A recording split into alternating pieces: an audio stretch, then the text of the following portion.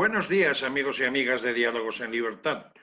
Hoy, una vez más, Diálogos en Libertad se une a la Asociación Cultural y Peña Sanferminera Pompaelo a fin de estar y de compartir sus Sanfermines culturales con una persona tremendamente importante, con una persona que ha sido eje de la política en Navarra durante muchos años, que fue el primer presidente de la Diputación Foral de Navarra a lo largo, después al inicio de la transición, y con una persona que podemos decir que ha sido vital en la historia política de Navarra.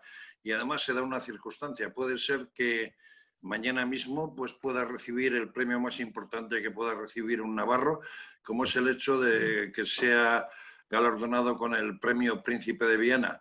Me estoy refiriendo a don Jaime Ignacio del Burgo, con el que vamos a tener el placer y la dicha de compartir esta charla tertulia.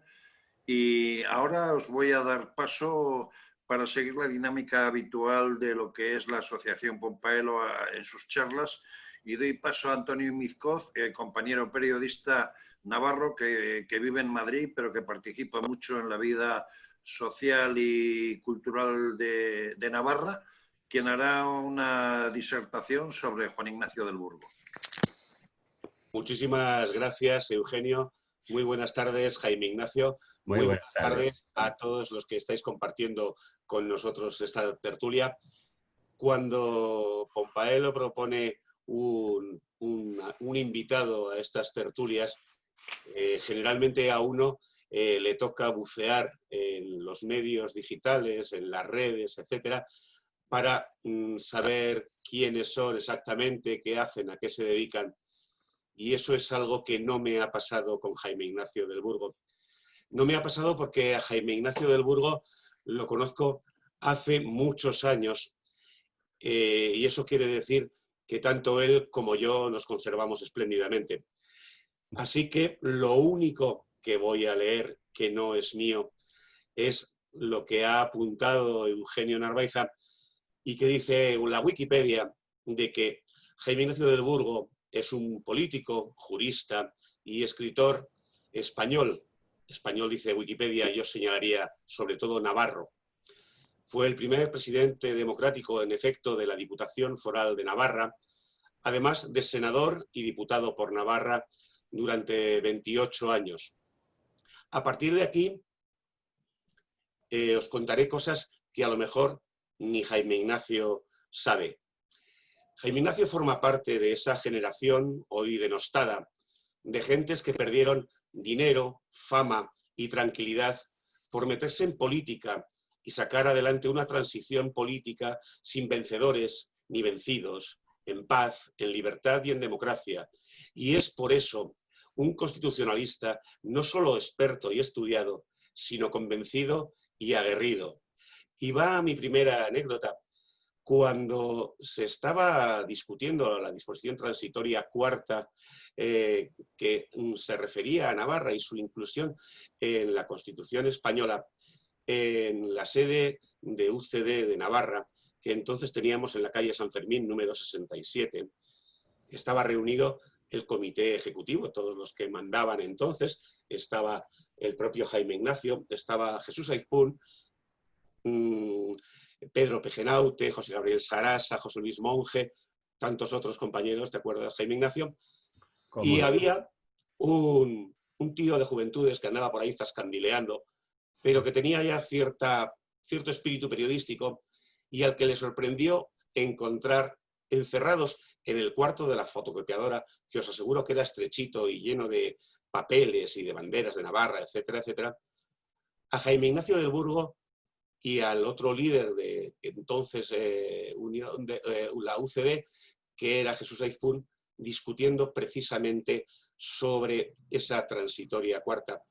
Yo no sé si de aquella discusión del cuarto de la fotocopiadora salió lo que luego sería la separación de Jesús Aizpún y de los suyos para formar un nuevo partido, lo que hoy se llama UPN.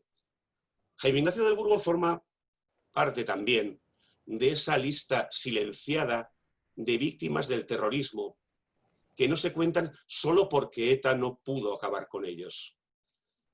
Yo recuerdo llevarle un papel, un sobre desde la sede a su casa de la calle de Roncesvalles, llamar al timbre de abajo, subir, y cuando me abrieron la puerta, por supuesto, no salió Jaime Ignacio, no salió su mujer, Blanquita, salió el cañón de un arma, la de la gente que estaba en la recepción de su casa vigilando que no les pasara nada peor. Y forma parte también de esos políticos honrados a los que las presiones de la oposición o de sus propios compañeros, además de los medios, zancadillearon en su honradez y pretendieron sentenciar sin juicio. En 1980 fue víctima de una calumnia política al acusársele de una falsa malversación de fondos en el caso Fasa.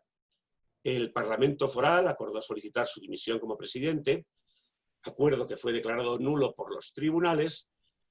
Él se negó, en buena ley, a cumplir ese acuerdo, y entonces la Diputación Foral procedió a su destitución, nada menos. Un presidente democráticamente elegido que era poco democráticamente elegido, destituido. Este acuerdo también fue declarado nulo por los tribunales y fue repuesto en su cargo de presidente de Navarra 4 años después. Jaime Ignacio del Burgo es una personalidad que por sí misma, por toda su trayectoria, es bastante más merecedor del premio Príncipe de Viana que unos tachundas que cantan no sé qué cosas y algún otro, si de lo que se trata es de premiar el servicio a Navarra. Ese es Jaime Ignacio del Burgo. Jaime Ignacio, ¿te ves con el premio Príncipe de Viana? No, ya cuando Miguel me llamó para decirme que habíais tenido Pompaelo, o Pompelo, como queréis decirlo, que habéis tenido la idea, además por unanimidad, de proponerme para el premio Príncipe de Viana, lo primero que le dije fue: pero si no me lo daban, no me lo van a dar ni en broma, ¿cómo me lo van a dar? Y entonces, pero luego lo pensé y dije, vamos a ver, si hay un grupo de personas que consideran que yo soy acreedor de ese premio, pues tienen todo el derecho a presentarlo. También es verdad que sería un milagro que me lo dieran. ¿Por qué? Porque justamente mi labor como jurista, que es la que se trata de reconocer, no como político, porque el premio Príncipe de Viana no está para eso, está para premiar a alguien que haya hecho algo por la política, vamos, por la cultura de Navarra, algo pues un poco más notable que lo normal. Y entonces, evidentemente, pues yo tengo que decir que desde el punto de vista jurídico, ahí están mis libros, que son casi 40, estoy en el 40 en este momento, escribiendo. Y uno de los primeros se llama Origen y Fundamento del Régimen Foral de Navarra. Eso fue en mi tesis doctoral en el año 1974. Eso me permitió tener un conocimiento profundo de lo que había sido, de lo que era el régimen foral. Luego además tuve la suerte y la fortuna de poder desempeñar como funcionario después de conseguir acceder en un concurso público, pues donde se presentó, por cierto, Juan Cruz Aye, que luego fue presidente del gobierno de Navarra. Y me lo dieron a mí y tuve la fortuna de conocer muy por dentro la administración foral de Navarra. Por lo tanto, cuando se produce la transición, yo tengo una idea muy clara en la cabeza. Y esa idea era, ¿qué es lo que tenemos que hacer en estas circunstancias? Pues lo primero de todo, no hay que incorporarse al País Vasco. Dije, Euskadi es una creación artificial que pugna contra la identidad de Navarra, contra la esencia de Navarra, porque nos convierte en la 4ª provincia de un País Vasco cuando somos tanto como ellos o más que ellos, desde el punto de vista jurídico foral, desde luego. Por lo tanto, ese era, y además, si eso va aparejado, el pensamiento nacionalista lleva aparejado, pues Navarra es España. Eso es lo primero que dije yo en mi primera intervención política del año 76. Después, en febrero. Después dije, la otra opción, por lo tanto, el Estatuto Vasco-Navarro, descartado. La otra opción es hacer un Estatuto de Autonomía de Navarra, constitucional. Dije, no, nosotros tenemos un fuero, tenemos un régimen foral vivo y en ejercicio y no tenemos que hacer eso. ¿Qué es lo que tenemos que hacer? Pues si nuestro régimen foral está basado en la Ley Pacionada de 1841 y lo que tenemos que hacer es, por una parte, democratizar el fuero, es las instituciones forales, que sean elegidas por sufragio universal, devolver al pueblo navarro, considerar que el pueblo navarro es el titular de la foralidad y por lo tanto tiene que elegir todas sus instituciones democráticamente. Y lo otro es que hay que hacer un nuevo pacto, y todo esto mediante nuevo pacto con el Estado, para el amejoramiento del fuero. ¿Qué consiste en eso? Pues sencillamente que si teníamos un régimen foral que había sobrevivido durante 150 años, pues había que perfeccionarlo, actualizarlo, mejorarlo, profundizar en ello, teniendo en cuenta que íbamos a vivir no en una constitución centralista como las anteriores, sino en una constitución autonomista que yo presumía que necesariamente iba a ser autonomista.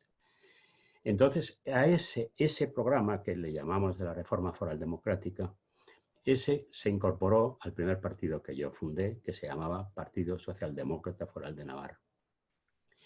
Ese partido asumió íntegramente. Y luego, en el tema de la Navarra-Euskadi, lo que se decía era que no aceptaríamos ningún cambio del estatus de Navarra que no fuera fruto de la libre y democrática voluntad del pueblo navarro. El pueblo navarro es libre de determinar su destino dentro de la unidad de España y, por lo tanto, si quiere ser Euskadi, pues podría ser Euskadi. La Constitución lo permite, no hay ningún problema. Pero, bueno, no hay ningún problema, sí, siempre que el pueblo navarro, él lo decida libremente. Que eso es la transitoria cuarta. Entonces, esto, Jaime Ignacio, por incidir en el tema de la transitoria cuarta, esa transitoria cuarta cuando se hizo de una u otra manera no estuvo mal hecha desde el siguiente aspecto. Haber puesto un X límite de años para su aplicación o no su aplicación, porque lo que está claro es que ahora mismo esa transitoria cuarta es un peligro para que el nacionalismo, ese cuatripartito con Bildu incluido, con el PNV, el Partido Socialista y Podemos, resulta que pueden destruir nada más y nada menos que la navarridad de Navarra, ¿no? Pues mira, es justo lo contrario. La transitoria cuarta es una garantía. Es una garantía. ¿De qué? De que solo el pueblo navarro tiene que decir. Porque para incorporarnos a Euskadi, tienen que, primero, el Parlamento de Navarra tiene que pronunciarse por mayoría absoluta de los miembros que la tienen. En este momento no tendría mayoría absoluta para hacerlo. La tuvieron la legislatura pasada y no lo emprendieron. Nunca lo han emprendido. Lo intentaron en el año 79, fracasaron y desde entonces no lo han vuelto a plantear en el Parlamento de Navarra porque saben que estaba condenado.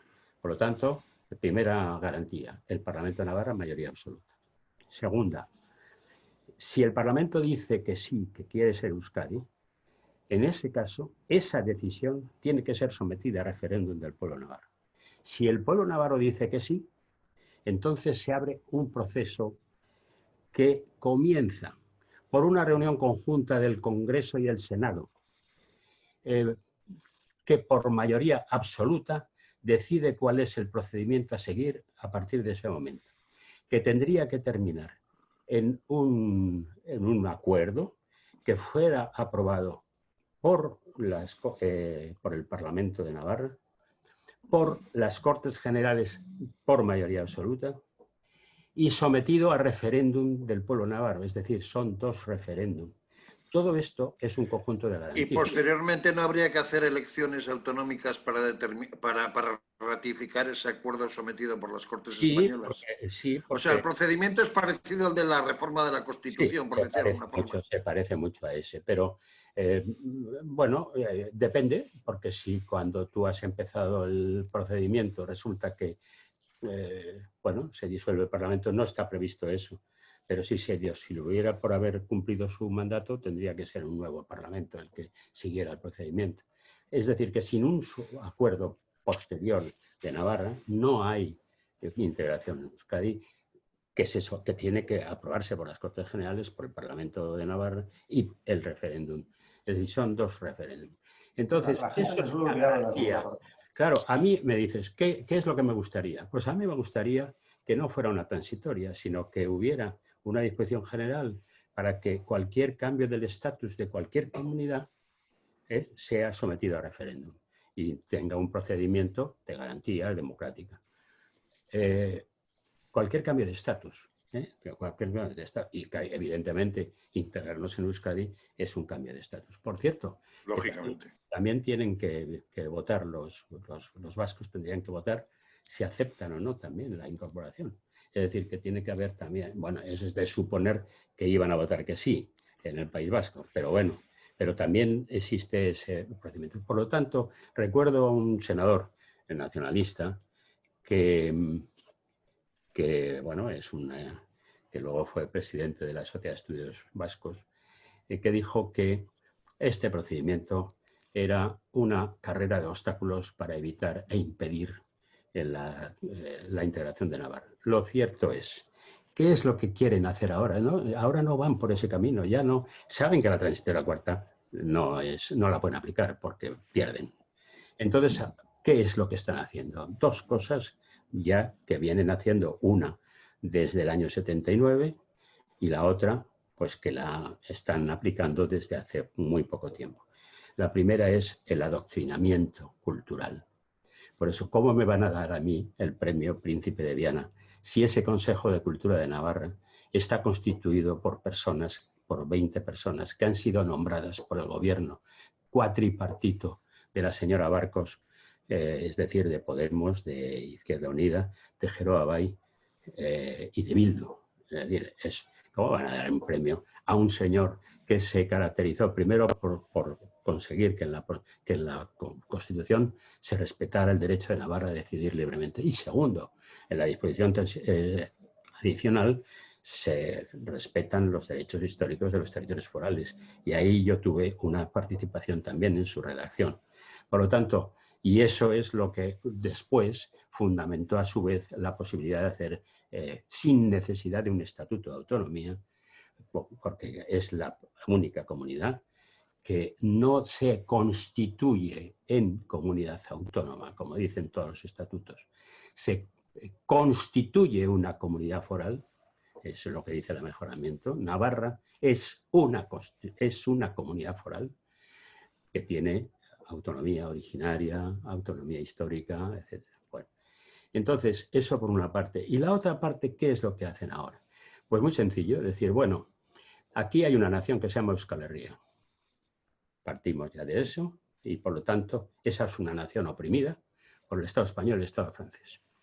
Esa nación tiene 3 comunidades, la comunidad vasca, la comunidad navarra y lo que llaman Iparralde, que son los territorios vascos del sur de Francia.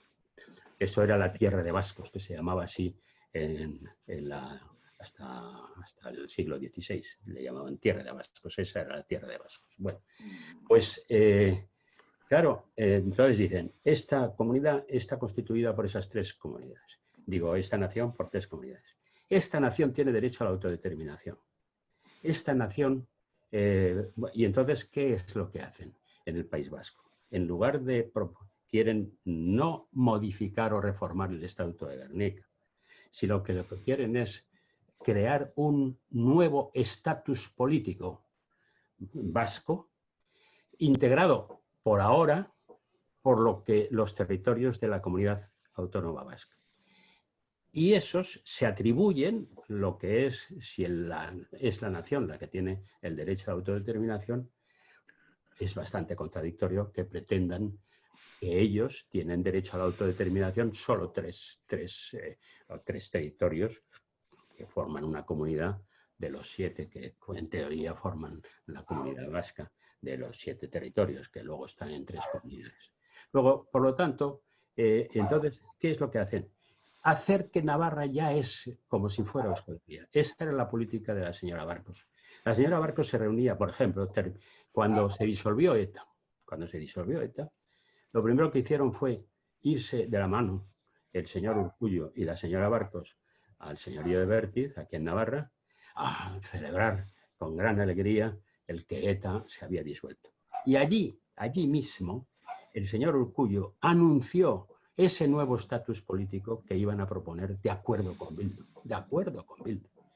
Entonces, claro, la gran duda que tenemos ahora en este momento es si el señor Sánchez está dispuesto o no a votar, digo, a negociar, y yo creo que sí, que está dispuesto a negociar ese nuevo estatus que terminaría en una relación confederal con España y que prácticamente supondría la eliminación del Estado de toda huella en el País Vasco. Eso es lo que en estos momentos están haciendo. Bueno, pues, ¿y Navarra qué tiene que hacer? Pues lo mismo, es lo que va a hacer lo mismo que el país. Y luego ya habrá otra relación confederal mediante un órgano común, por ejemplo, que es decir, eludiendo la transitoria cuarta, eludiendo. Y en aquella reunión a la que ha hecho referencia Antonio, con toda probabilidad fue porque, bueno, tengo que decir que la disposición transitoria cuarta fue defendida en la Comisión Constitucional por Jesús Aizpún. Eso no lo sabe la gente porque, bueno, han pasado ya mucho tiempo y yo no lo solía decir. Pero bueno, esa es la realidad. Y luego Jesús Aizpún fundó UPN basado en dos pilares. Uno, que la transitoria cuarta nos abocaba indefectiblemente a Euskadi, y llevamos 42 años o 43 en los que no estamos en Euskadi. Y dos, que el régimen foral no se garantiza por la disposición adicional.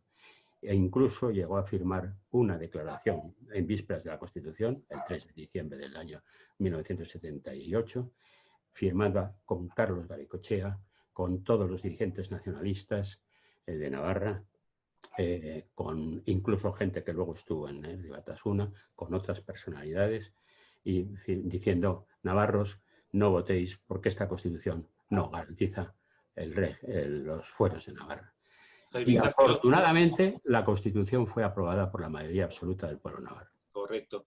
Jaime Ignacio, primero... Darme la extensión, pero... Claro. No te preocupes. Primero, dos precisiones. En torno al premio Príncipe de Viana, deberían tener en cuenta que los premios no prestigian solo a quien los recibe, sino también a quien los da, con lo cual ellos sabrán lo que hacen. Segundo, que efectivamente, como tú has contado, la disposición transitoria cuarta acabó resultando una fina obra de filigrana para que en aquel momento, además, posiblemente había que poner así para que la Constitución fuera comúnmente aceptada, digamos. Pero has dicho una cosa, y ahí quería yo meter el dedo, es decir, desde el 79, es cierto, el gobierno de Navarra, los gobiernos de Navarra, distintos gobiernos de Navarra, todos presuntamente navarristas, del Partido Socialista, de Unión del Pueblo Navarro, etcétera, no han dejado de primar esa educación en euskera, esa ikastola, esa korrika, esa etcétera. ¿Hemos estado alimentando a la serpiente? Bueno, pues ahí está. Ese fue uno de mis caballos de batalla a lo largo de toda mi vida política. No ha habido presidente del gobierno, salvo los socialistas, y a los que yo no hubiera dicho, e incluso más alto todavía, que nos estábamos jugando el futuro de Navarra en la escuela, en la cultura. Que por lo tanto había que hacer todo lo necesario para fomentar la cultura de Navarra. Entonces, yo he tenido, bueno, pues recuerdo haber tenido discusiones cuando el gobierno estaba en manos de UPN y haber conseguido convencerle a Miguel Sanz que lo que le decían de que no teníamos competencias para que los libros en euskera contuvieran el relato que en castellano se da respecto a la historia de Navarra, le decían que no, y por lo tanto se estaban utilizando los del gobierno vasco. Pues yo le decía que sí.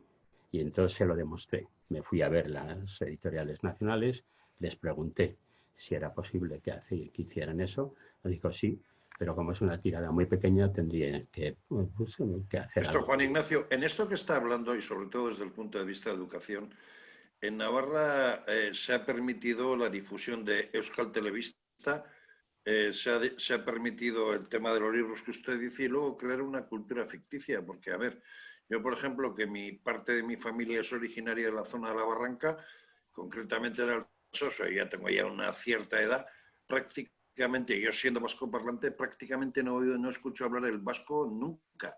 Hoy día uno va al Alsacia y parece que solo se habla vasco. Bueno. Y por otra parte, esto no se ha producido por la propia desunión de UPN o de los partidos navarristas, en el sentido de que ha habido fricciones, como en su día con Juan Cruz Allí y demás. Y esto no ha provocado quizás un abandono y una falta de atención a cuidar el hecho de esa invasión que se viene produciendo y cada vez mayor de lo que es Navarra por parte de aspectos culturales y tal, y de las últimas es que el PNV negocia reglamentación de tráfico para la Diputación Foral de Navarra. Bueno, hay bastantes cosas ahí. Efectivamente, pues se ha producido un proceso, pero no nos olvidemos, estaba ETA. Es que ETA claro, ha hecho que mucha gente, es decir, por ejemplo, en la Barranca, a la que le han rebautizado, ya nadie le llama la Barranca, ahora le llaman la Sacana, que se lo han inventado. Sí, toda la vida, toda la historia, incluso desde los documentos medievales, se llamaba la Barranca. Bueno, pues ahora se llama Sacana. Pues esa Sacana, en esa Sacana, ¿quién está gobernando en estos momentos prácticamente en todos los pueblos? Desde que Goicoechea fuera consejero de Agricultura del gobierno vasco, prácticamente a partir de ahí empezó a gobernar el Río Batasuna hasta hoy. Exactamente. Y en los demás pueblos lo mismo. ¿Y qué ocurre cuando un pueblo cae en manos de Bildu? Pues vamos de Río Batasuna y los herederos actuales, que son totalitarios e imponen una dictadura absoluta, de tal forma que o te vas o te pliegas. Esa es la realidad. Y eso es lo que pasa en Alsasua. En Alsasua la gente no votaba. Bueno, y ahora pues está pasando, puede empezar a pasar en Estella, por ejemplo. Yo recuerdo que en Estella, siendo senador, le saqué más votos al histórico Manuel de Irujo, en dos ocasiones, en el 77 y en el 79. En estos momentos han hecho una moción de censura con enjuague del PSOE y se han cargado la alcaldía de Navarasuma. Entonces, ¿qué quiere decir esto? Quiero decir, y cuando estamos nosotros, hemos perdido muchas oportunidades. ¿Por qué? Pues porque la gente prefería mirar para otro lado. Si tú, yo por ejemplo, tengo pues la fama de ser antivasco. Yo siempre he dicho que lo vasco es una parte esencial de Navarra, pero que no es lo determinante de Navarra, que Navarra es no solo vasco, es también es una pluralidad real. Entonces, me parece muy bien que en el país, que en la zona norte se hable euskera, vascuence, que por cierto también es una palabra que han eliminado del diccionario, y además han implantado el batúa. ¿Qué es el batúa? Pues el batúa es el euskera unificado para poder convertirlo en un idioma nacional. Eso lo defendió Krutwil, que es el fundador de ETA, y diciendo cosas bárbaras como, por ejemplo, que Leizaola, que era el presidente del nacionalismo vasco, del gobierno vasco en el exilio, él escribió en el año 64 en un libro que era la Biblia para los dirigentes de ETA, que decía que ese tal Leizaola, llamado a liberarnos de la opresión española, merece ser fusilado de rodillas y por la espalda, como se hace con los traidores en Centro Europa, porque siendo el euskaldún no transmitió a sus hijos el bien más preciado de un euskaldún, que es el euskera. Ese pensamiento está ahí. ¿Por qué yo me opongo no al batúa, sino a la extensión artificial y obligatoria e impositiva del euskera, de este tipo de euskera. Pues porque detrás de él no está simplemente el amor. Es un instrumento político, ¿verdad? Hasta el punto de que ocurriría después, si fueran independientes, lo mismo que ocurre en Irlanda. En Irlanda, no, yo al menos he mandado a mis hijos a estudiar a Irlanda inglés. Y era el idioma de los, bueno, esos sí que padecieron una opresión tremenda de los ingleses, por parte de los ingleses, hasta que consiguieron la independencia en parte. Pues, ¿qué se habla? El inglés. El oficial es el gaélico, pero el inglés es el que se habla por la gente. Pues en el país pasaría lo mismo, se hablaría en castellano porque ya no les importaría el euskera. Esa es la realidad. Y claro, decir todas estas cosas, y tú eres antivasco. Y claro, el ser antivasco, cuando te ponían ese cartel, suponía, pues, en esta misma... Estaba yo un día en el Palacio de Navarra y de repente me llama mi mujer, están asaltando nuestra casa. Y asaltaron nuestra casa. Y menos mal que estaban los policías que dispararon al aire, porque les echaron 2 cócteles Molotov después de romper el portal y intentar un grupo de energúmenos intentar entrar en la casa. Bueno, y aparte de 3 intentos que yo sepa de atentados frustrados, como lo ha dicho Antonio, es decir, yo llevo a estas alturas, sigo llevando escolta. ¿Por qué? Pues porque ya no matan, pero sí hacen otro tipo de manifestaciones de desagrado.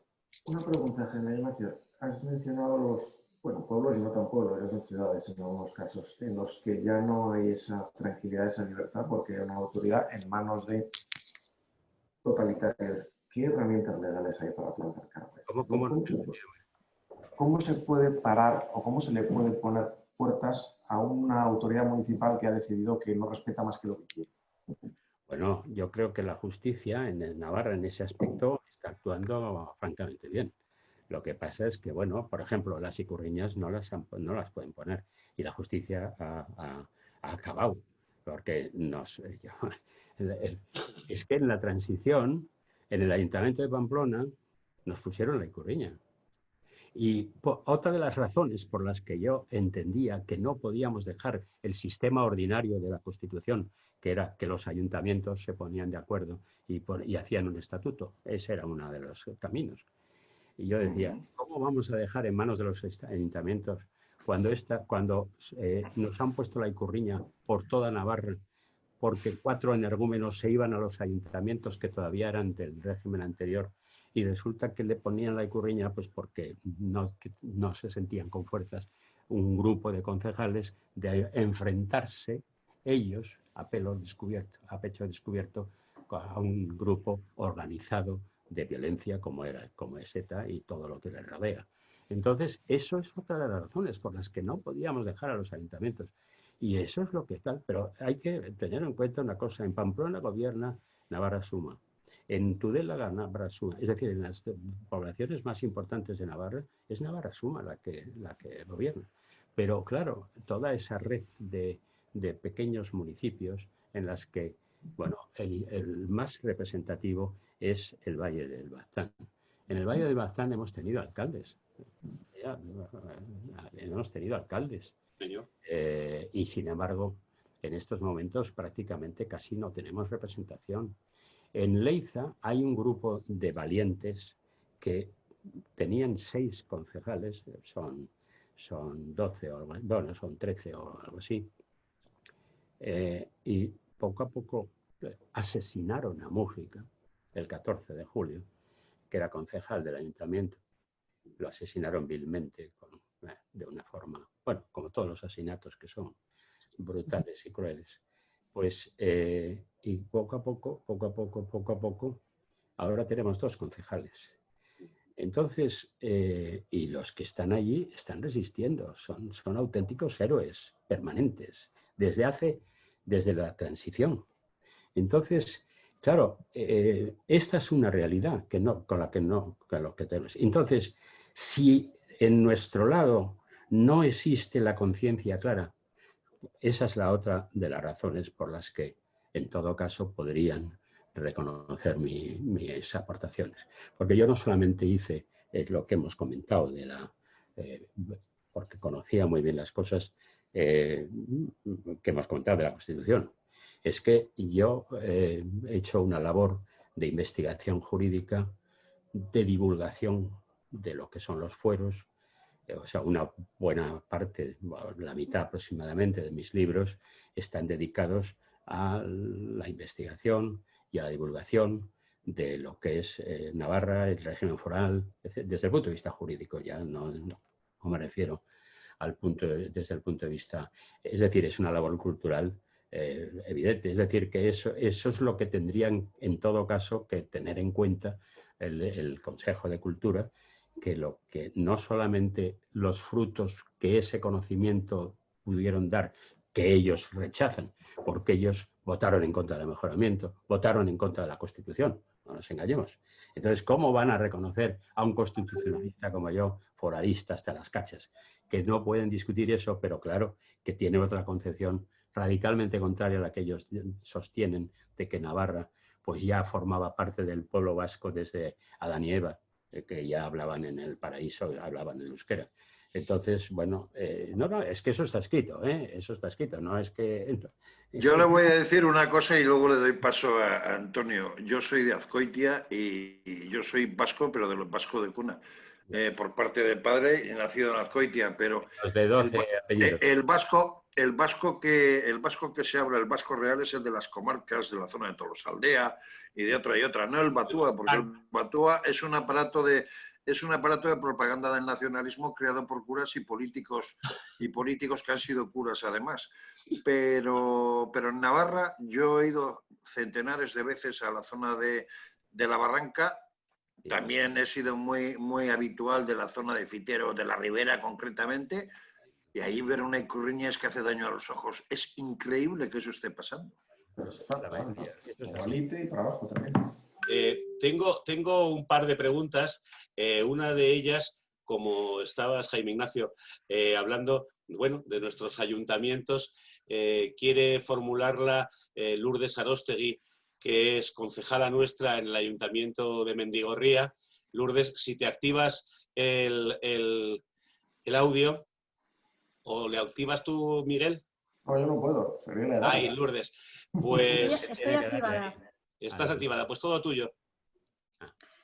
Bueno, yo he planteado, no te oigo, sobre todo por desconocimiento teniendo a don Jaime, me parecía un lujo preguntar, pero y la última pregunta que me planteaba era, y ahora se me ha perdido y tal, o sea, nosotros tenemos en el Ayuntamiento de Mendigorría, está gobernando Bildu y Navarra Sumac de oposición. Se está planteando, están pidiendo la apertura del modelo D con unos ratios mínimos.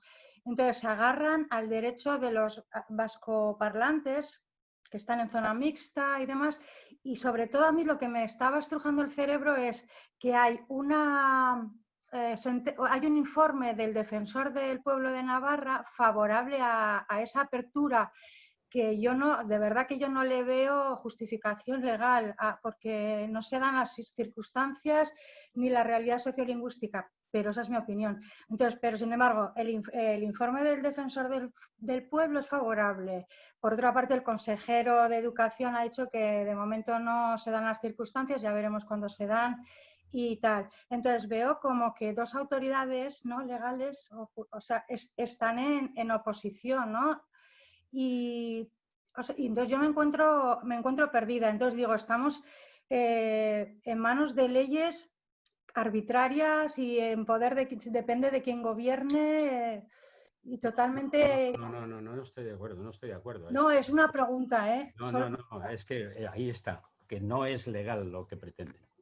Porque en el mejoramiento del fuero se dice que el vascuence será oficial en las zonas vascófonas. Las zonas vascófonas son aquellas en las que se habla vascuence. En Mendigorría nunca se había hablado vascuence. Además, tiene, quiero hacer un paréntesis. La implantación del modelo D quiere decir que todo es en euskera, salvo 1 hora o 2 en castellano, a la semana. Y entonces todo se hace en euskera. Claro, ¿qué consecuencias tiene eso? Pues la primera consecuencia es una invasión de maestros dispuestos al adoctrinamiento separatista, o como le queramos llamar, pero vamos, que es lo que ha ocurrido cada vez que se implantaba un modelo D, que muchos de la mayoría de los profesores son, o profesoras, o de los, vamos, andereños, que le llaman, pues son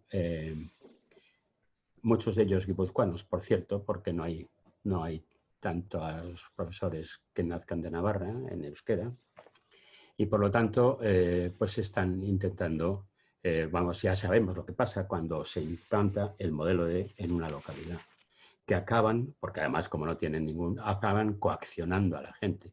Dice, tú, si quieres después ser algo en la administración foral, tienes que saber euskera, porque si sabes euskera tendrás más posibilidades. Esa es una de las cosas con las que venden el producto. Pero lo que dice la ley es eso. Y lo que dice la ley foral del euskera es que divide Navarra en 3 zonas. La zona vascófona, vascoparlante que le llaman, que es la de arriba, la del norte. Bueno, no todo el norte, pero vamos. Luego está la zona mixta, que es donde está Pamplona, en la que en esa zona mixta tú puedes estudiar en euskera y puedes dirigirte a la administración en euskera. Esos son los 2 derechos lingüísticos que se le atribuyen, pero no para la aplicación en la enseñanza pública de la zona que no es vascoparlante, del modelo de enseñanza, porque eso supone la exclusión prácticamente del castellano, que es nuestro, que por cierto, que pudo ser idioma oficial de España, puesto si nuestro rey Sancho el Mayor hubiera conseguido consolidarse como rey en todos los dominios, vamos, que si Navarra se hubiera consolidado como rey de todos los dominios cristianos, de todos los territorios cristianos de la época. Y porque en Navarra el latín se convirtió en romance, que era el idioma oficial, en romance, y el romance se declaró idioma oficial en Navarra 50 años antes de que en Castilla lo hiciera. Lo que pasa es que cuando es el romance castellano, realmente, y se le llama castellano, porque al ser Castilla el reino principal sobre el que se construye después la monarquía española, que también pudo ser por el príncipe de Viana, por cierto. El príncipe de Viana pudo ser el primer rey de España. Tenía ya concertado el matrimonio y las capitulaciones matrimoniales con Isabel, la futura Isabel la Católica. Y hubiera sido rey de Navarra, que lo tenía por derecho propio de herencia. Rey de Aragón, por herencia de la corona de Aragón, por herencia de su padre Juan II, y hubiera sido rey consorte, bueno, de Castilla, y hubieran formado la monarquía española a partir del momento en que los hijos de ambos pues, se convirtieran en el único monarca de las 3 coronas. Lo que pasa es que al príncipe de Viana dice el pueblo soberano que lo asesinó su madrastra para que fuera Fernando, el hijo del segundo matrimonio de Juan, el que no era entonces rey, era el infante Juan de Aragón, hermano del Alfonso V de Aragón, que era el que luego heredó la monarquía catalano-aragonesa, como le dicen ahora. Entonces, bueno, pues esas cosas son, esto de Mendigorría, pues sí es, bueno, la prueba es que a pesar de que, bueno, a ver, las instituciones son reflejo a veces de las realidades, ¿eh? Y yo no voy a decir nada. Por ejemplo, ahora cuando se dice, la Cámara de Comptos ha dictaminado que tal cosa, entonces tienes que poner en cuarentena. ¿Por qué? Porque la Cámara de Comptos no es como fue entonces, un tribunal, sino que es una sola persona. El presidente de la Cámara de Comptos es el que realmente dicta las resoluciones de la Cámara. Y la Cámara de Comptos está en este momento en manos de una persona cuya ideología ya sabemos cuál es.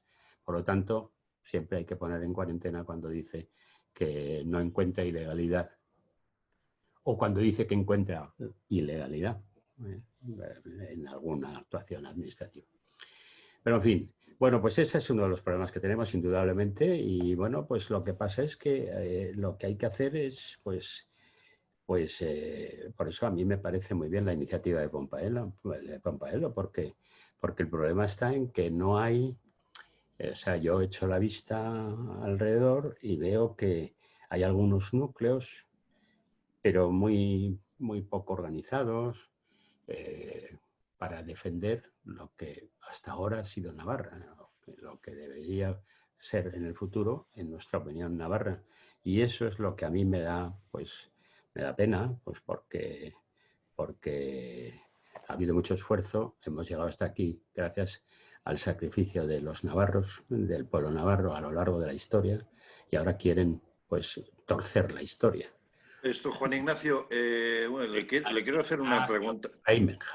Oh, perdón, Jaime, perdón. Yo quiero hacer una pregunta en relación a lo siguiente.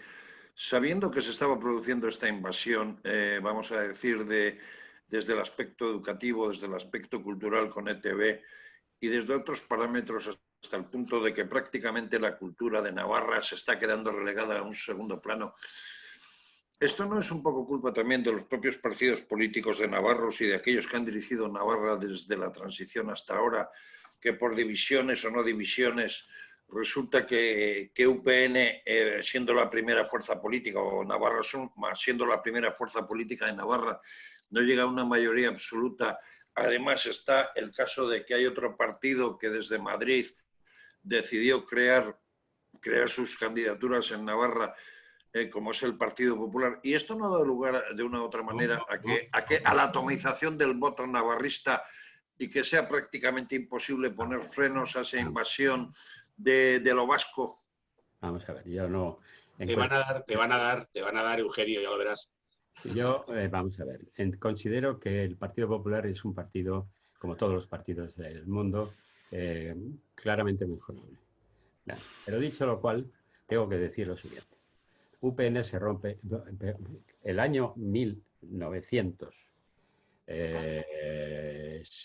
cuando llegó Aznar a la presidencia del partido. Yo, que al morir UCD de muerte electoral súbita, como fue las elecciones del 82, pues se disolvió. Entonces yo pues me fui al partido que consideraba más afín a mi ideología, que era el Partido Demócrata Popular. Y en él estuve hasta que hicimos la fusión con la Alianza Popular, de la que nace la denominación Partido Popular, con los liberales también, de Segurado, y entonces se hace el Partido Popular. Y un buen día le digo yo a Aznar, me eligieron presidente del Partido Popular de Navarra. Las elecciones iban a ser, pues en el año... No me acuerdo, pero en el año 91 me parece que... las elecciones de Navarra, en la 93, pero hubo otras, la de 1989 también, me parece que fue la anterior. Bueno, entonces, para el 93, ¿no? Yo creo que hubo antes porque fueron anticipadas, me parece. Bueno, es igual, a lo que voy. Le digo a Aznar y le digo, mira, no tiene sentido que vayamos siempre en coalición con UPN para las elecciones generales, que es lo que hacíamos, y en cambio con las elecciones forales, pues cada cual va por su lado. Creo que hay que hacer un esfuerzo y le hice una propuesta. Le dice, tendríamos que hacer un acuerdo fijaros que significaba la disolución del Partido Popular de Navarra. Y yo era su presidente. Y estaba dispuesto a disolver el Partido Popular con el siguiente pacto, que se hizo aquí abajo, debajo de mi casa. Hay un restaurante famoso en el que nos reunimos, Juan Cruz allí, Miguel Sanz, Calixto Ayesa, que era el secretario general del PP, desgraciadamente fallecido hace 3 meses, y yo. Y entonces yo le dije, ya Aznar me había dado el visto bueno para lo que voy a contar. Les propuse, estábamos hablando para las elecciones, tal, que hacíamos, que no sé qué. Y entonces le dije, bueno, pues había una solución. Le digo que la solución es que el PP se disuelva y entonces con el siguiente pacto. Los diputados y senadores de UPN compartirán en Madrid la política del PP, la política nacional y europea del PP. Y en Navarra, UPN tendrá plena libertad para aplicar su propia política. No me hicieron caso y siguió la conversación. Y de pronto, Miguel Sanz me dice, oye, Jaime, ¿me puedes decir qué es lo que acabas de proponer? Y lo volví a repetir. Hombre, pues eso no estaría mal. Y entonces hicimos el pacto de colaboración permanente entre UPN y el PP. Disolvimos el PP, seguimos a partir de ese momento la suerte que nos diera el ser militantes del PP y así estuvimos hasta que un buen día, pues Miguel Sanz decidió que no solamente quería ser libre de hacer lo que le hacía en Navarra, sino que también quería ser libre para hacer lo que le place en Madrid. Creo que fue en el último mandato de Felipe González, ¿no? Sí. Por ahí. La votación de unos presupuestos. De los presupuestos, claro. Sí, pero coincidía con el último mandato de Felipe González como presidente. No. Fue con Zapatero. Correcto. Fue con Zapatero. Entonces, claro, pues llegó el momento, eso fue en 2017 o 2018. Y entonces claro, llegó un momento en que, o sea, os damos un eurodiputado que lo poníamos en los días de la lista para que saliera. Era un regalo que le hacía, porque Navarra por sí sola, aunque los 600.000 navarros quisiéramos votar a un eurodiputado, no sacaríamos ninguno. Segundo, los diputados y senadores... Se te ha bajado el volumen, Jaime Ignacio, ¿puedes subirlo? El micrófono se ha movido, una de dos. ¿Me oyes? ¿Me oís? Sí, pero todavía bajito. Me oís bajito, pues bueno, pues voy a intentar. Porque por aquí me veo que está todo normal. Bueno, no te preocupes, ahora va bien. Bueno, y entonces... hablar un poquito más alto y ya está, porque el tema está interesantísimo. Me voy a dejar el calma. Bueno, y entonces se produjo la disolución. Bueno, llegó un momento en que Mariano Rajoy, que es persona paciente, como es bien sabido, pues, y tranquila, pues llegó un momento en que no tuvo más remedio que decirle a Miguel Sanz que eso no podía ser, que de ninguna de las maneras. Entonces Miguel Sanz convocó su consejo político y decidieron que rompían con el PP. Y entonces esa es la razón por la que de nuevo se recuperó el PP, que de nuevo ha vuelto a juntarse en las listas de lo que se llama Navarra Suma. Por lo tanto, como pacto electoral, no como coalición con el caso de Ciudadanos, ¿no? Sí, pero no, como pacto electoral de los tres partidos que tienen obligación de compartir en el Parlamento la misma política. O sea, no pueden hacer la guerra, por supuesto, en ninguno de los... Jaime Ignacio, la fórmula Navarra Suma, bueno, luego se ha intentado copiar con distinta suerte en las elecciones vascas. Se habla de si podría funcionar en unas próximas elecciones catalanas. No se quiso repetir, no se quiso hacer en las elecciones gallegas. ¿Es un pacto, es una apuesta con futuro en Navarra, según tú lo ves? Pues hombre, en teoría, por supuesto, con el PP desde luego. Desde luego UPN y el PP yo creo que están obligados a entenderse en la forma que sea. Lo de Ciudadanos, pues es otra cuestión, pero en el País Vasco no se aplicaba, no se intentó hacer la fórmula de Navarra Suma.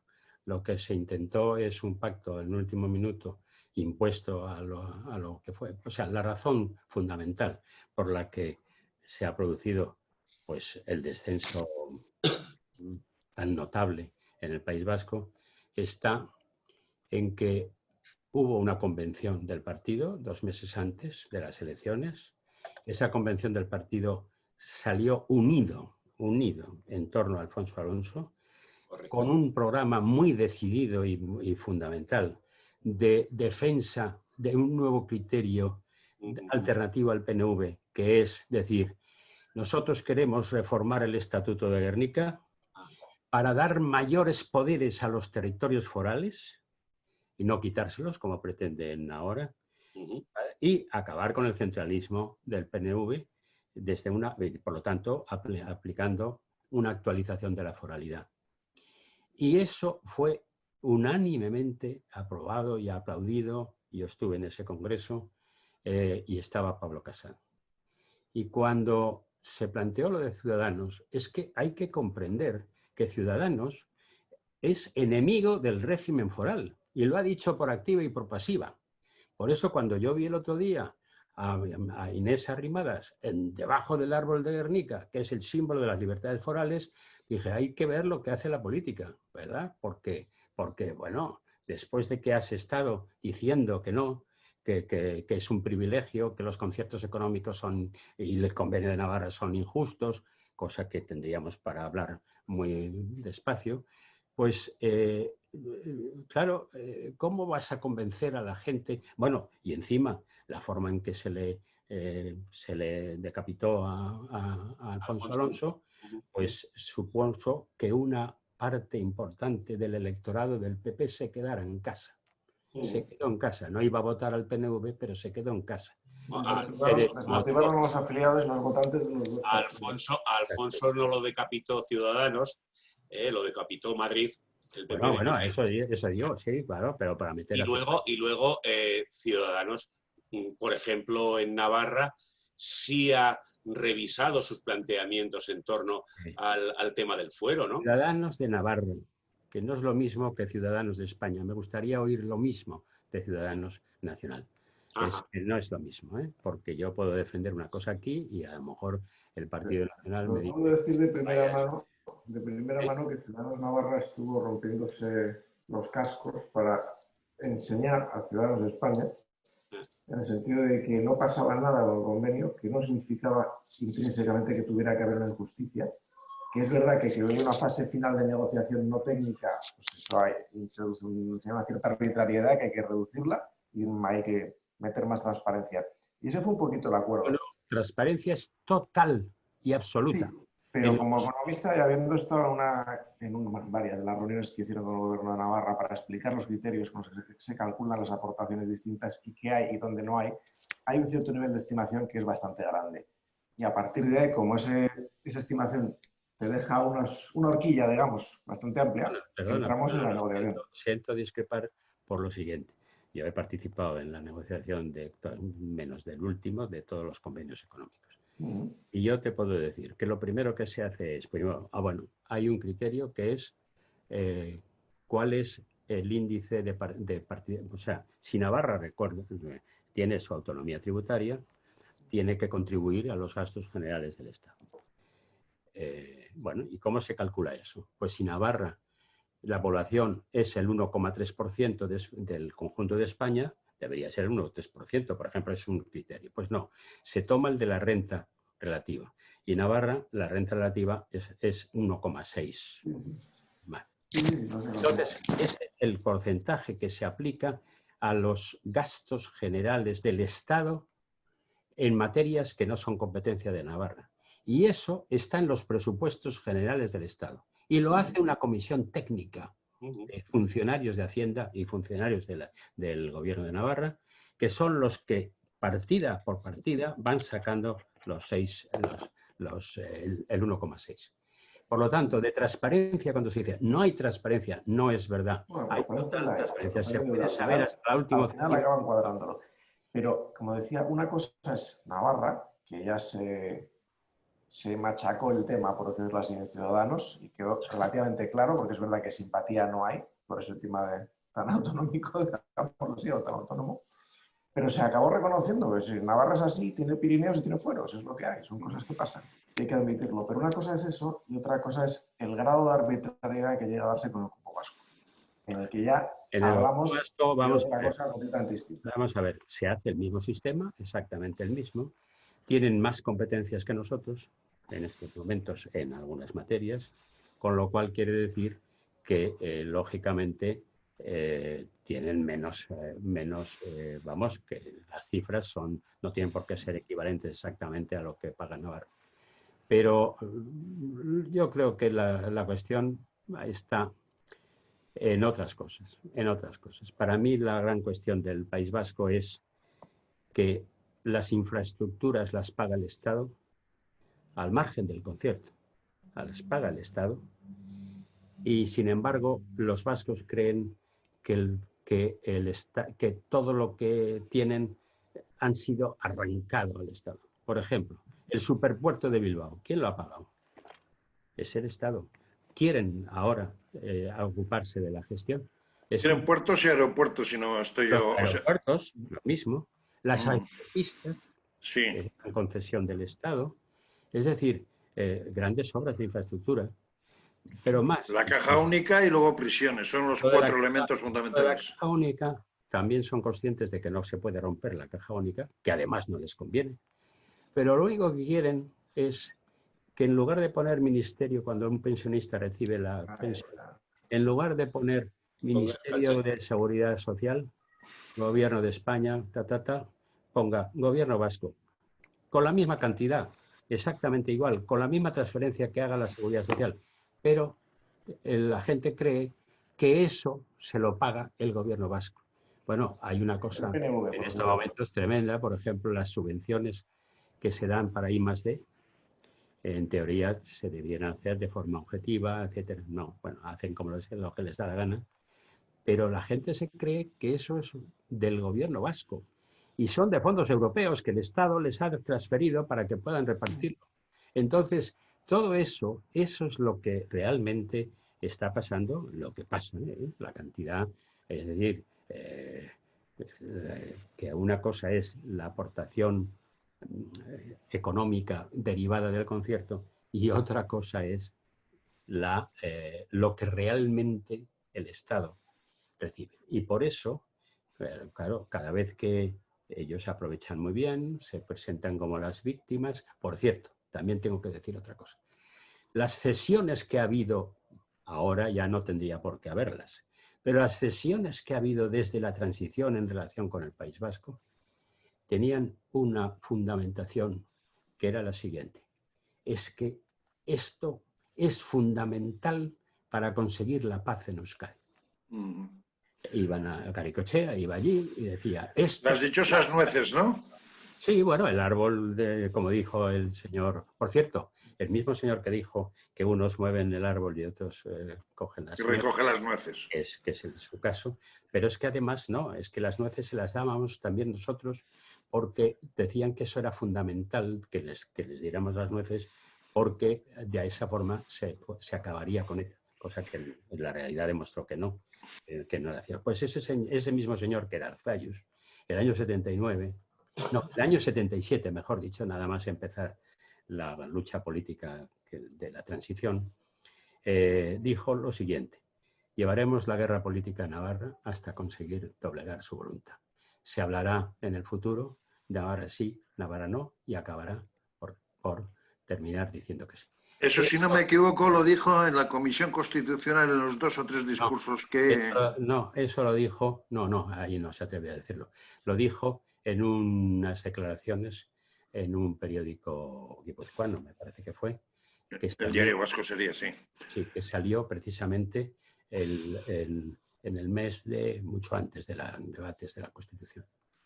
Y en base a eso, cabe preguntarse por qué el gobierno de Madrid o el gobierno central no ha ido a proteger a Navarra de esta invasión del PNV más que de lo vasco y no ha hecho lo posible para que tanto desde la cultura como desde la economía como desde otros aspectos no se produzca esa invasión, o simplemente era vamos a dar este parche, que darles esto a los del PNV y que Navarra que se las arregle para esa dichosa historia de buscar la paz de ETA, ¿no?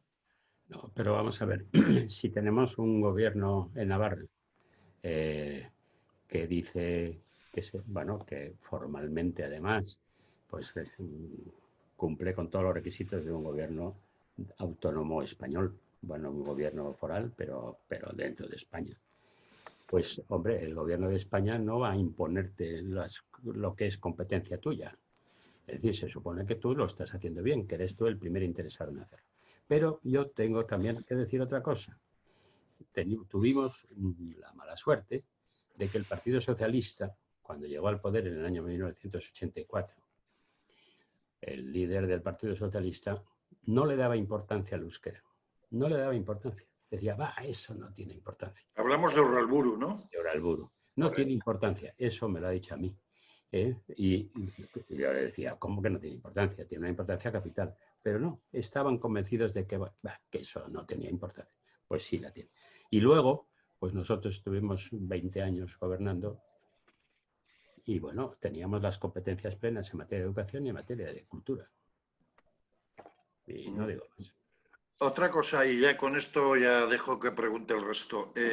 Anteayer entrevisté a Jaime Mayer Oreja hablando un poco de la situación del constitucionalismo vasco. Y él suele mantener una teoría en la que habla de que hay un pacto de Zapatero con la banda terrorista ETA en el que Navarra estaba en juego y que se va a eso, aparte de otro tipo de condicionantes y otro tipo de cosas. ¿Usted qué opina sobre ese hecho de que Zapatero haya podido negociar con ETA, entre otras cosas poniendo a Navarra encima de la mesa? Vamos a ver.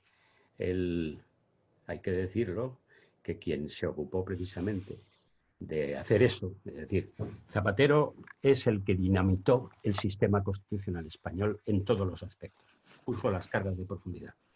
Lo puso en el tema de Cataluña diciendo, yo aprobaré el estatuto que me lleváis. Por cierto, yo publiqué un libro que se titulaba Jaque a la Constitución en el 2003 a finales, en el que me lo presentó Rajoy y en la conclusión final era, si Dios no lo remedia, Cataluña va camino de ser el gran problema de España.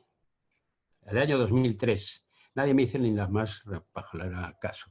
Pero bueno, al revés, llegó Zapatero y dijo, yo lo que apruebe, que precisamente es lo que me había producido, le digo, bueno, es que con este proyecto de estatuto que quiere convergencia, es que eso es salirse de la Constitución y por lo tanto vamos a tener unos problemas tremendos, ¿no? Bueno. Después, en el tema de la memoria histórica, que no podemos olvidarlo, es el que ha generado de nuevo otra vez pues, la posible división de las dos Españas, que eso es otra tragedia. O sea, es decir, el relato, la conversión en demócratas de un partido socialista que se sublevó en la República el año 34 para implantar la dictadura del proletariado, tesis que venía manteniendo desde la fundación de Pablo Iglesias, el auténtico, y que se trasladó al Congreso de Suresnes de 1974, donde reclamaron el derecho a la autodeterminación de las nacionalidades de España, que se convertiría en una federación de repúblicas ibéricas. Es decir, todo eso, y con la dictadura del proletariado como paso previo a la sociedad sin clases y eliminación de la Iglesia y de la burguesía, eso era el programa del año 74, en el que Felipe González consigue ser secretario general. El año 76, en vísperas de la ley de la reforma política del referéndum constitucional, del referéndum que abrió el camino a la democracia, que implantó la democracia, la reforma política. Que es del año 77, del año 76, de finales del 76, lo primero que hizo Suárez con el rey, cuando el rey le encomendó la tarea de llegar a la democracia, pues unos días antes del referéndum se celebró el Congreso de 1976 del PSOE y volvieron a reafirmar todo el programa de Suresnes. Y el año 79 hicieron un congreso, después de las elecciones municipales, en el que Felipe se transformó en socialdemócrata al estilo europeo, al estilo de Willy Brandt, que es el que al final le convenció, yo me imagino que además porque le financió adecuadamente al partido, para convertirse, para hacer lo que él había hecho en Alemania en 1958, que era renunciar al marxismo, aceptar la economía de mercado, aceptar la iniciativa privada y a partir de eso intentar un estado de bienestar, pues mediante limando las injusticias que pueda hacer el capitalismo. Ese es el programa de la socialdemocracia, que desde luego la democracia cristiana europea, por ejemplo, la ha mantenido toda la vida, pero bueno, y la doctrina social de la Iglesia era eso. Pues a lo que voy es que el año 79, cuando le imponen una ponencia semejante a la anterior, que bueno, en el año 76 llegan a decir que están dispuestos a utilizar la violencia para que no se retroceda en absoluto en los derechos de los trabajadores. Eso lo dice el año 76, en España, el primer congreso de la España democrática, vamos, de la predemocrática. Bueno, pues el año 79 Felipe González se encuentra con que le vuelven a aprobar una ponencia en esos términos, continuista, y él dice, yo no puedo ser secretario general, y renuncia a ser secretario general. Entonces el Congreso se tiene que suspender, se nombra una comisión gestora y 6 meses más tarde, en el Congreso Extraordinario del 79, Felipe González es aclamado y la ponencia se elimina y se convierten en socialdemócratas. Ahora, con la memoria histórica de Zapatero, se pretende hacer creer que el Frente Popular era un grupo de demócratas y que fueron un buen día, pues porque había un grupo de fascistas que decidieron acabar con la democracia en España y que bueno, son responsables de crímenes contra la humanidad, y en cambio en la zona republicana no pasó absolutamente nada porque eran todos demócratas en defensa de la libertad. Mentira. Ni los de la CNT, ni el Partido Socialista, ni el naciente Partido Comunista eran demócratas y defendían la democracia, sino precisamente Lerroux había hartado de decir que esta democracia republicana era una democracia burguesa que había que acabar con ella.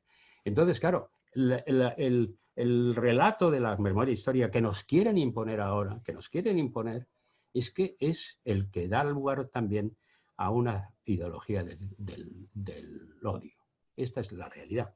Y esto es muy triste para España. Pero si encima ahora el presidente del gobierno está en manos de los comunistas de Podemos, de Izquierda Unida, que también lo es, de Bildu, que es independentista, de RC, que son independentistas, es decir, que quieren romper la unidad de España, ¿qué podemos esperar? Pues que también, porque Zapatero abrió el diálogo con ETA.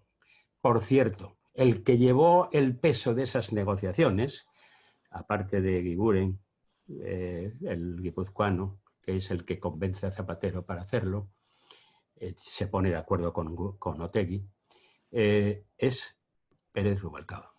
Alfredo Pérez Rubalcaba. Que nadie dice nada de él en este aspecto, pero fue el que llevó y pilotó desde el Ministerio Interior la negociación con ETA. Y es verdad que en la negociación con ETA habían acordado, había 2 mesas, una, la de los terroristas, para resolver los problemas de la violencia terrorista, vamos, de la banda, saber qué hacemos con los presos, etcétera, que eso era una comisión. Y la otra, que es la que se reúne en Oslo y en Ginebra, y la otra, la que clandestinamente se reunía en Loyola, donde también participó el Partido Socialista, y el Partido Nacionalista y Herri Batasuna.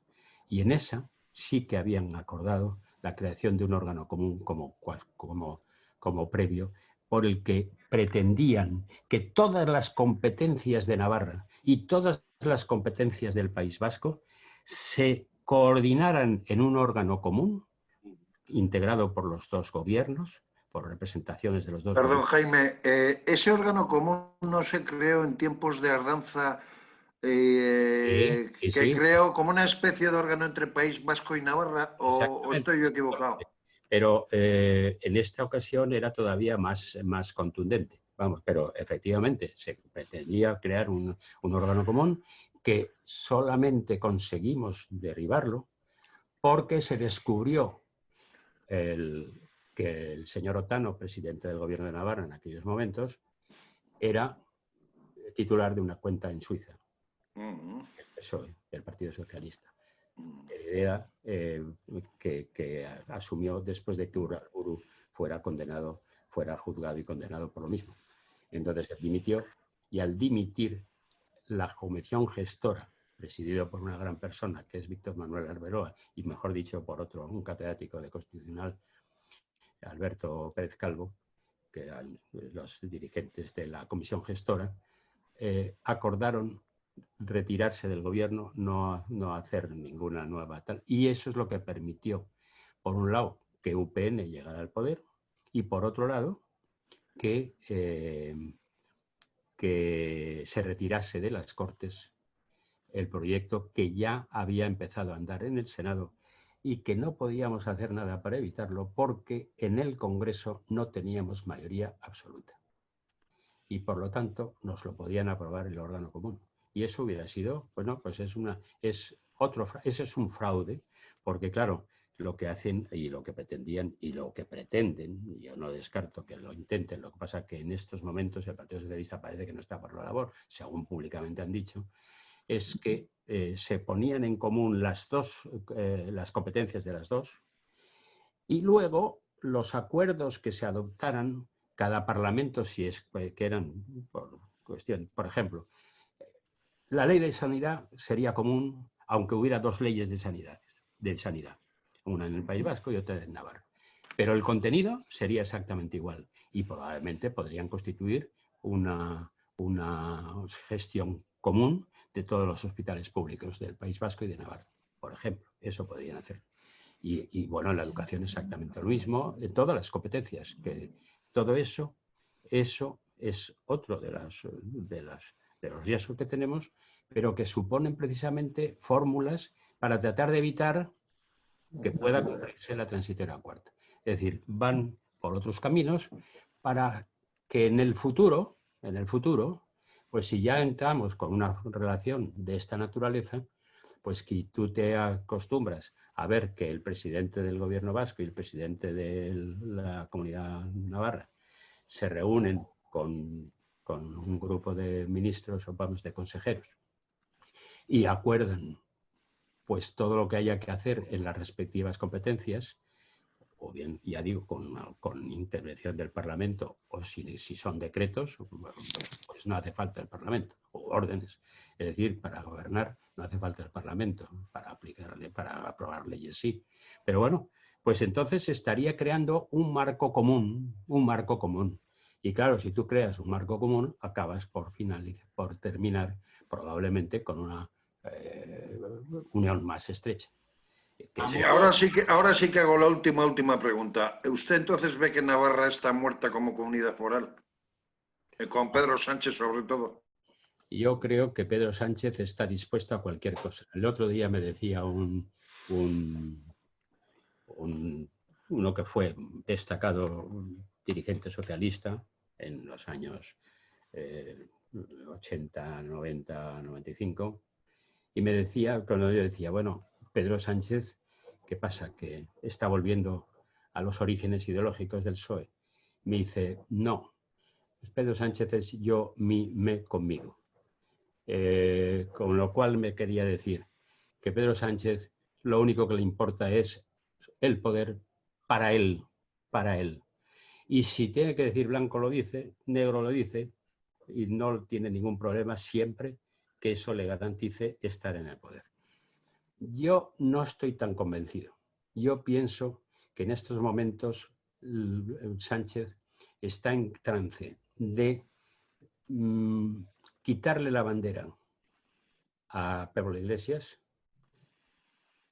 de lo que es la revolución. Bueno, ya no le podemos ponerle apellidos, pero todo eso, por ejemplo, esa afirmación estaba feliz en el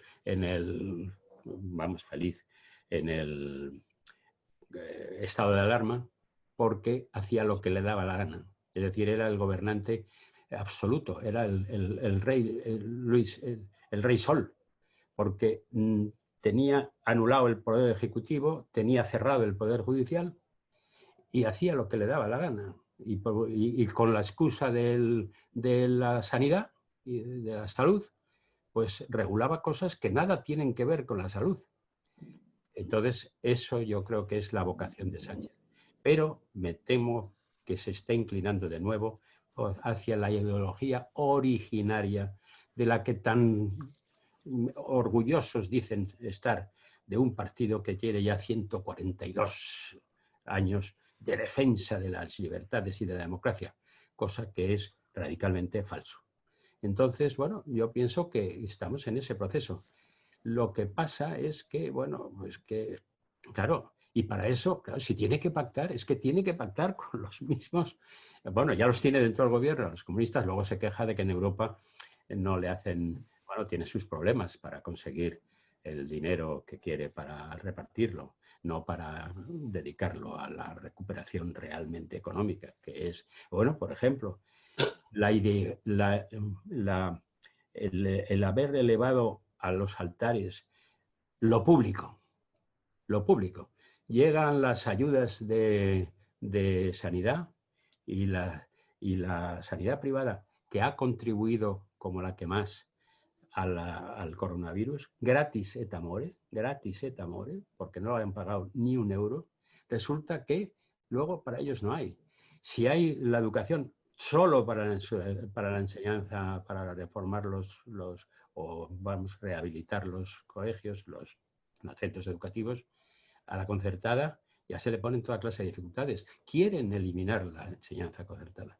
Quieren ir a la escuela única y pública, que es la que ellos han defendido toda su vida hasta la Constitución. Después que tuvieron que hacer el pacto educativo. El artículo 27 de la Constitución es fruto de un pacto. Y ese pacto es que se reconoce la libertad, el derecho a la educación, y al mismo tiempo se reconoce la libertad de educación, de enseñanza, que significa el derecho a crear centros y dirigirlos, y el derecho de los padres a crearlos si así lo tienen por oportuno, y de que si tienen convicciones religiosas puedan también en las escuelas públicas se puedan dar. Eso es lo que dice el artículo 27 de la Constitución. Pues quieren cargarse el artículo 27 de la Constitución por esa elevación a los altares de lo público, como si lo público garantizara una mejor gestión. Ya en el tema de las residencias de ancianos, que yo sepa, un buen día salió Pablo Iglesias diciendo que él asumía el mando. Eso es lo que se interpretó por todo el mundo, que él asumía el mando de las residencias.